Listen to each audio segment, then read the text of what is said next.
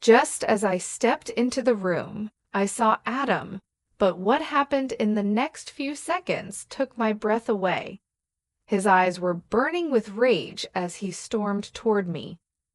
Before I could even process what was happening, he grabbed me by my hair and started dragging me across the floor. My heart raced, each moment feeling like the ground was slipping from beneath me. Then, with a violent shove, he pushed me out of the hotel door, and everything went dark. My name is Marcia, and my first job after college was as an assistant at Smith & Jacobs law firm in Boston. It was always busy, with phones ringing nonstop, and I loved the fast pace. It kept me alert while I was still learning my way around. That's when I met Adam. He worked in the purchasing department, which was close to the legal offices. One day, I saw him arguing on the phone about a delayed shipment. After hanging up, he caught me watching and said, "Suppliers," rolling his eyes. "Tough day?" I asked with a smile. "Every day is a battlefield here," he replied. "You're new, huh?" "Yeah, I just started this week. I'm Marcia." "Adam, welcome to the madness. Don't let the chaos scare you off." We started having lunch together because it was easier to navigate the large cafeteria with someone who knew the place. Adam was easy to talk to, had a sharp wit, and was honest about his opinions. One lunch turned into many, and soon we were having drinks after work. Our conversations moved from work stuff to more personal topics. I learned that he was an only child, adored by his mother, but nagged for not living up to his potential. "You haven't met my mom yet, but brace yourself when you do," Adam warned one evening. "She has this idea of the perfect woman, and trust me, no one's good enough." Our friendship soon turned romantic. After a year of dating, Adam proposed. The wedding was simple but perfect for us, and we bought an apartment together with my grandmother's savings. Life with Adam was mostly smooth, with occasional arguments about small things, like who forgot to buy milk or whose turn it was to clean. Nothing too serious, just normal couple stuff. Then one day, everything changed. I was always tired, and even the smell of coffee, which I loved, made me nauseous. One morning, struggling to get out of bed, I decided enough was enough. I booked an appointment with my doctor, thinking I might have the flu. While I sat in the waiting room, flipping through a magazine without really reading it, my name was finally called. Dr. Bailey, always straightforward, asked me a few questions, ran some tests, and then gave me the news. "Well, Marcia, congratulations are in order. You're pregnant." "Pregnant?" I repeated, feeling shocked. "Are you sure?" "Quite sure," Dr. Bailey smiled, handing me the test results. "But you need to be careful. Your body is showing some warning signs. Nothing too scary, but you need rest and less stress." I nodded, my mind racing. Pregnant? How would Adam react? I couldn't tell him over the phone. This needed to be face to face. When I got home that evening, I found Adam on the couch, eyes on his phone. "Adam, we need to talk," I said, my voice shaky. "I went to the doctor today. We're going to have a baby." Adam's face changed. It wasn't the reaction I had hoped for. "A baby, Marcia. It's not great timing. We haven't even traveled like we talked about, and a baby is a huge change." I felt a pain in my heart. "I know it's unexpected, but it's also kind of amazing, right? We're going to be parents." Adam ran his hands through his hair, a sign he was stressed. "I don't know, Marcia. It's too much. Too soon." "Too soon for a family with me?" I asked, feeling hurt. "No, that's not what I mean. I just thought we had more time, just us two." The conversation went in circles. Adam saying it was bad timing, and me trying to highlight the positive. By the end, Adam had shut down, and I was left feeling alone with news that should have brought us together but was pushing us apart. The next day, I spoke to my boss, Mr. Wilson. I needed some accommodations because of the doctor's orders. "Mr. Wilson, I need to ask for a change," I began. "I'm pregnant, and there are some complications. Could I possibly work from home?" Mr. Wilson, who was always more understanding than I gave him credit for, didn't hesitate. "Of course, Marcia. We'll set up everything you need at home. Take care of yourself and the little one." Going home that day, I hoped Adam had softened a bit. But when I told him about the remote work arrangement, his reaction was cold. "So, you're just going to be home now? What about all the plans we had?" "I thought you'd be happy I found a way to keep the stress down," I said, trying to stay calm. "Marcia, you're not listening. I said it's too soon for all this," Adam snapped back. I went to bed early that night, feeling the distance between us grow. As I lay there, the reality of my situation sank in. This journey was going to be tougher than I thought. The air in our apartment felt heavier every day, like a cloud hung over us even if the sun was shining outside. Adam's affection seemed to fade quickly. He became more distant and irritated by the small changes in my life because of the pregnancy. He said he felt neglected, like he was second to my health and the baby's needs. His mother, Mrs. Andrews, was no help either. She called one afternoon, her voice as cold as winter. "Marcia, this child is not the right time. You should be focusing on supporting Adam, not dragging him into fatherhood," she said. I clenched the phone tighter, fighting back tears. "It's not like I planned this by myself, Mrs. Andrews. It's our child, not just mine. There are options, you know. You're choosing the most selfish one," she said, her words cutting deep. As if that wasn't enough, Adam's behavior changed even more. His cologne was masked by another scent, a woman's perfume, unfamiliar and sweet, clinging to his clothes. The first time I smelled it, I convinced myself it was a mix-up at the dry cleaner. But then it happened again and again.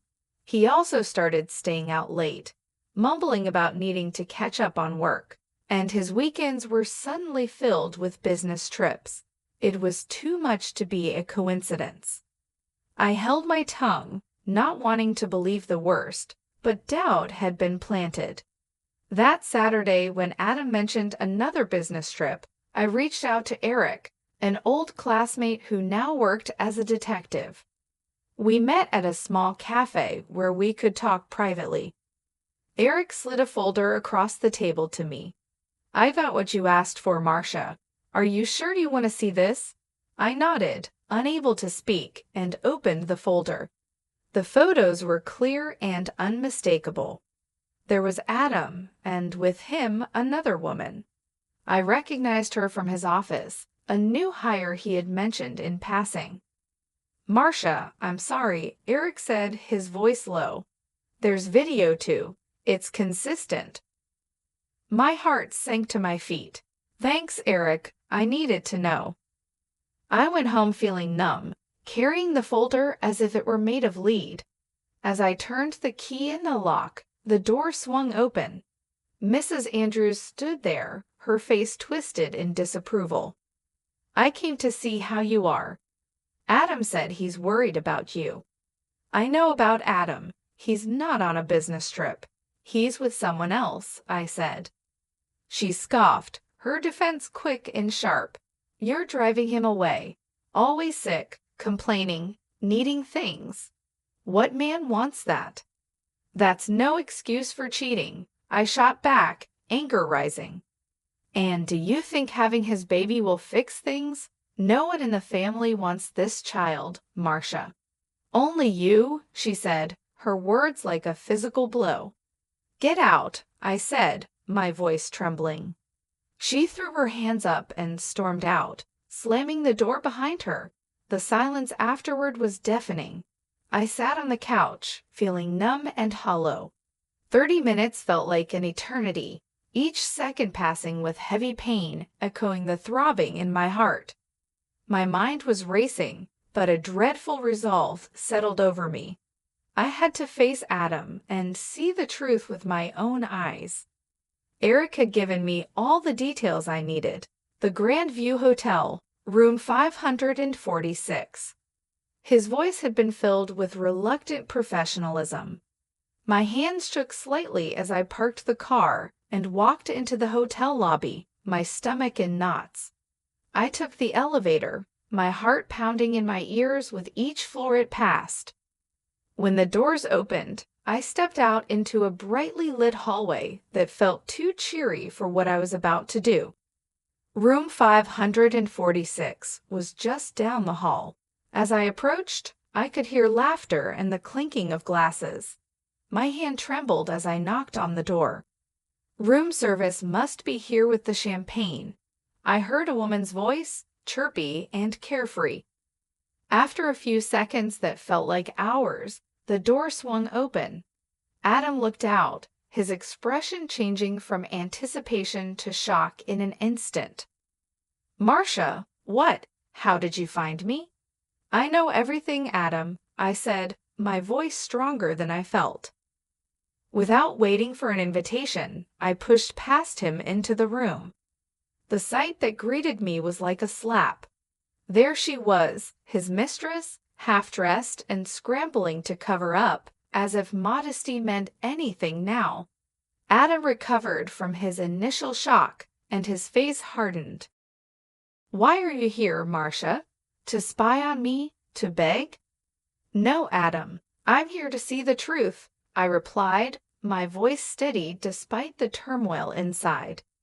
I echoed in disbelief, feeling a bitter laugh rise in my throat. "I came for the truth, not that you'd know anything about that." He scoffed, stepping closer. "You want the truth. Here it is. I'm not happy with you anymore. You're always so wrapped up in yourself and this baby." His mistress, now somewhat dressed, smirked and added, "Maybe if you paid more attention to him, he wouldn't be with me." Her words stung, but it was his agreement, the nod he gave her, that twisted the knife deeper. "Yeah, you should be thanking us. We're just waiting for your baby to be born. Then I can finally move on properly." The room spun around me, and a sharp pain stabbed through my abdomen. I doubled over, gasping, the shock and pain mingling into a nauseating swirl. "Adam, I think something's wrong," I managed to say, my voice a whisper of desperation. "Please call an ambulance." He and his mistress exchanged a quick, dismissive glance, then he turned back to me. "You're probably just overreacting, like always." They dressed quickly, stepping over me as if I were just another obstacle in their path. The last thing I saw before darkness claimed me was the closing door, its click echoing ominously in the cold, empty room.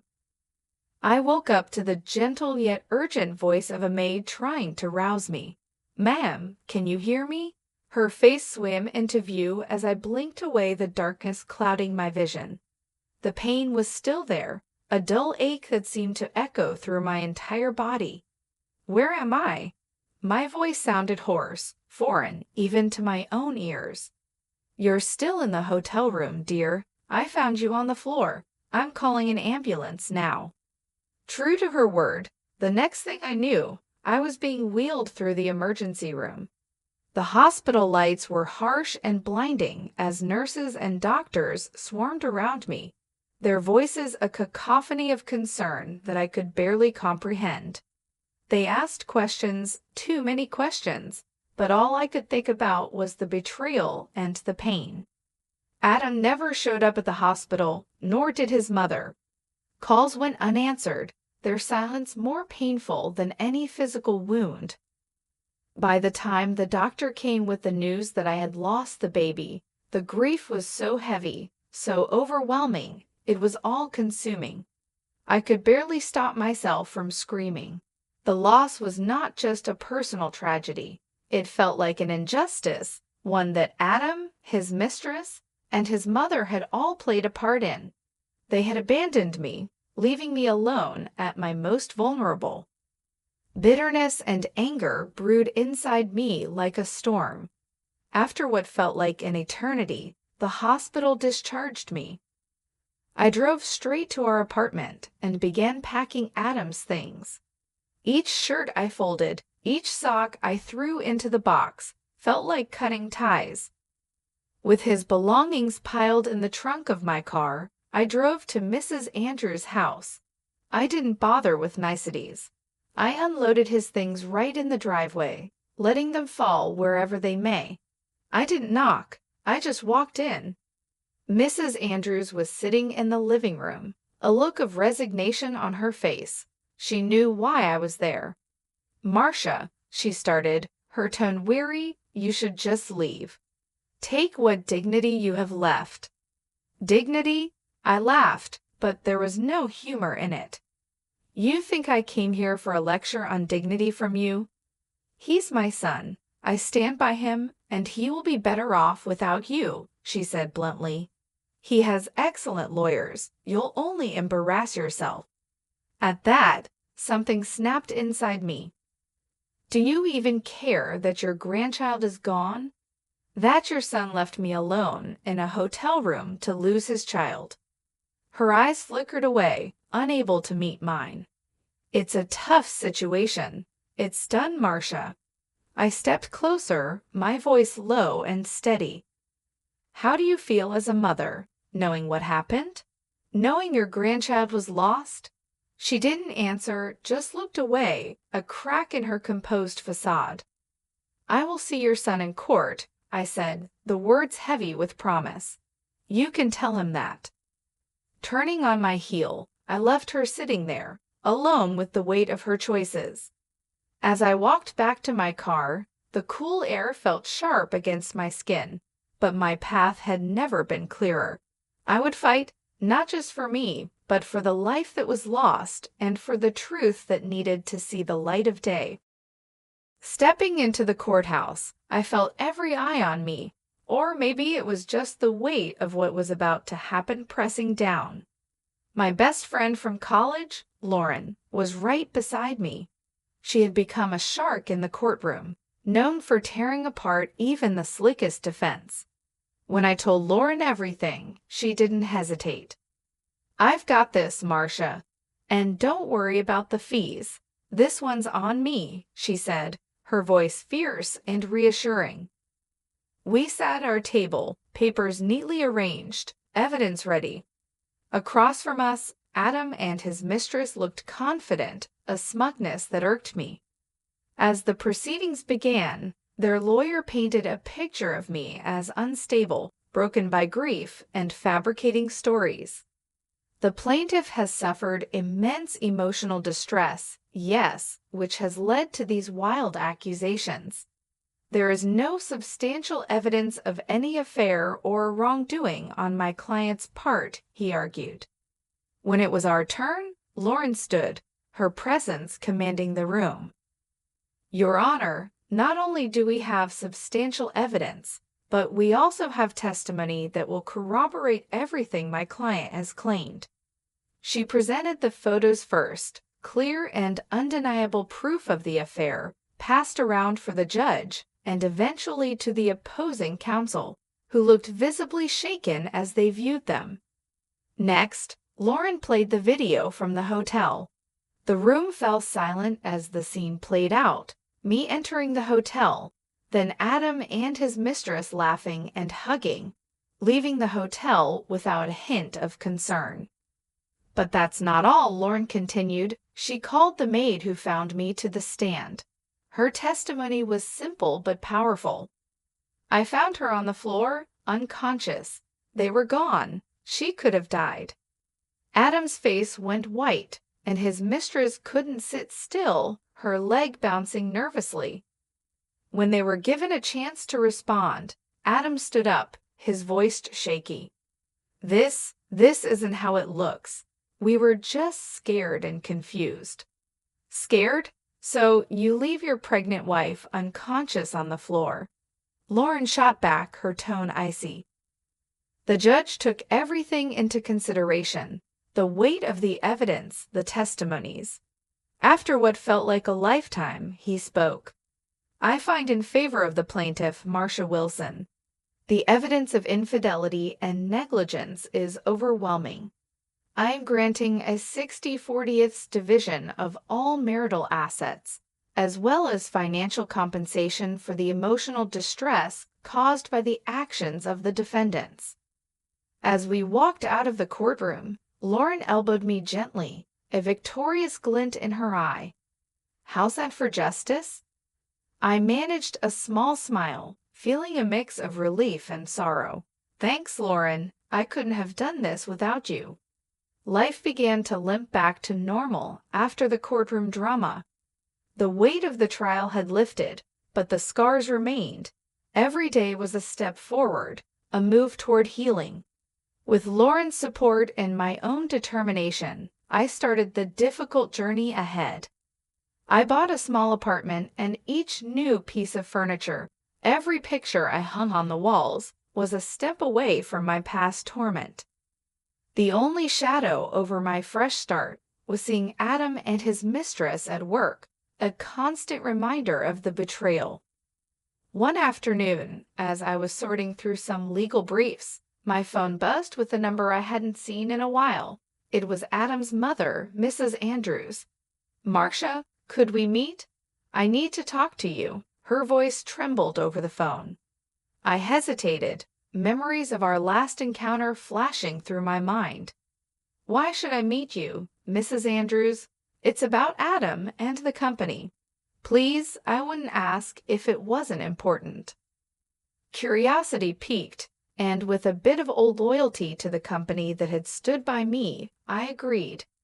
We met at a small cafe, away from prying eyes. She looked worn, her eyes rimmed with red, as if she had been crying.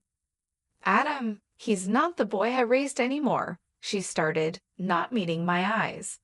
He and that woman, they're planning to cheat the company, sell off assets, and force me out of my home. Her words hung heavy between us. I was still processing when she grabbed my hand, her grip surprisingly strong. Please, you're the only one I can trust to stop this. The plea in her eyes was real, but so was my reluctance. Mrs. Andrews, your family drama is not my business anymore. It's not just family, Marcia. It's your company, too. They're planning something big. It could ruin everything. Her urgency struck a chord. I was, after all, part of that company.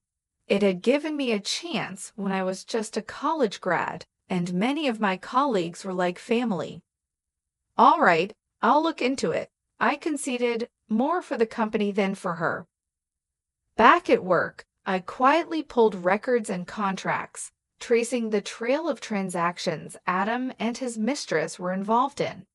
It didn't take long to spot the irregularities. The numbers didn't add up.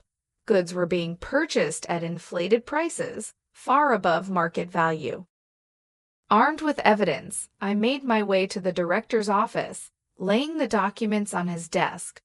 I watched his eyes narrow as he scanned the evidence.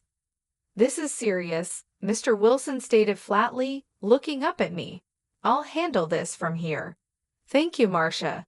You may have just saved this company from a significant loss. Leaving his office, I felt a mix of relief and anticipation. Walking past Adam and his mistress, I caught snippets of their mocking laughter, but I knew I had done the right thing. My fresh start was not just about moving on from the past, but also standing up for what was right. As the days passed, the company took swift action. Adam and his mistress were investigated, and the fraudulent activities were halted. The company was saved from a major financial blow, and I felt a sense of justice. It wasn't just about revenge. It was about protecting the place and people who had supported me. In my new apartment, I continued to build my life. Each day brought a little more peace, and with each step forward, I felt stronger. The betrayal and loss were still there, but they no longer defined me.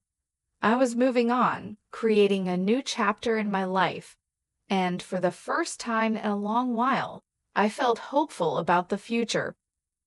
I couldn't help but smile to myself. Justice had a way of finding its path, no matter how twisted the road might be. After exposing Adam and his mistress, a full-scale investigation rippled through the company. As it unfolded, I was often called to testify, detailing every discrepancy and irregular transaction I had uncovered. The courtroom once again became a familiar setting, but this time I stood confidently, bolstered by the truth and the mountains of evidence that supported our claims. The legal battles were intense and draining.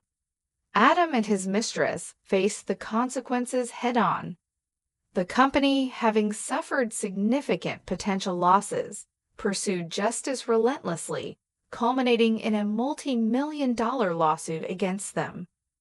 The verdict was as expected, guilty.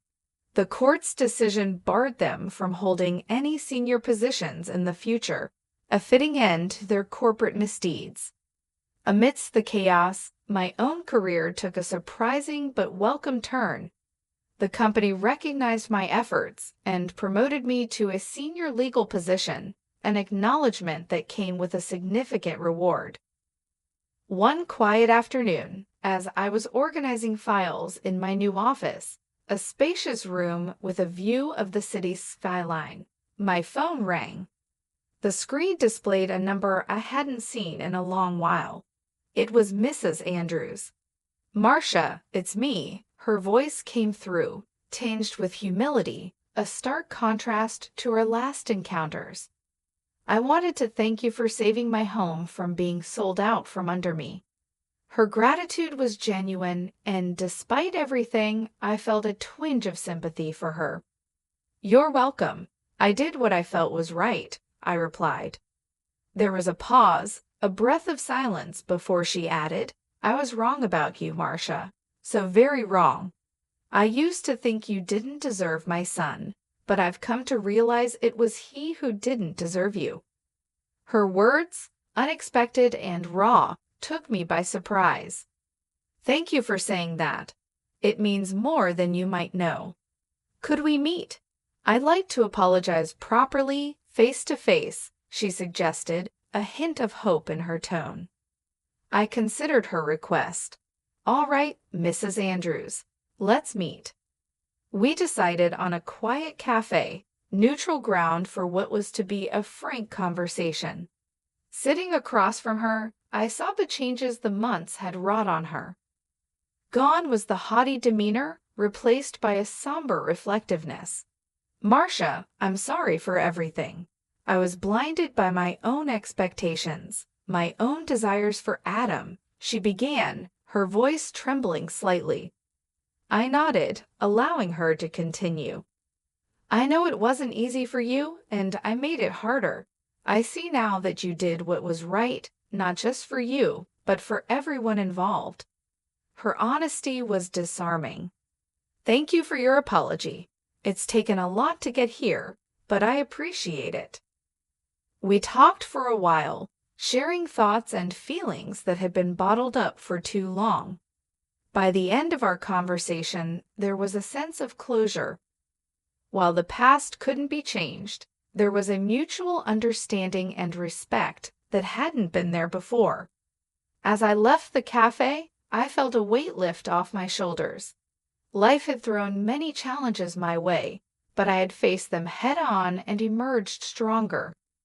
The future, once clouded with uncertainty, now seemed bright and full of possibilities. Thank you so much for watching and being a part of this story. If you enjoyed it, I'd love to hear your thoughts in the comments below. Don't forget to give it a thumbs up if it resonated with you, and make sure to subscribe to my channel for more stories just like this. And to stay updated on all my new content, click the notification bell so you never miss a video. I truly appreciate your support.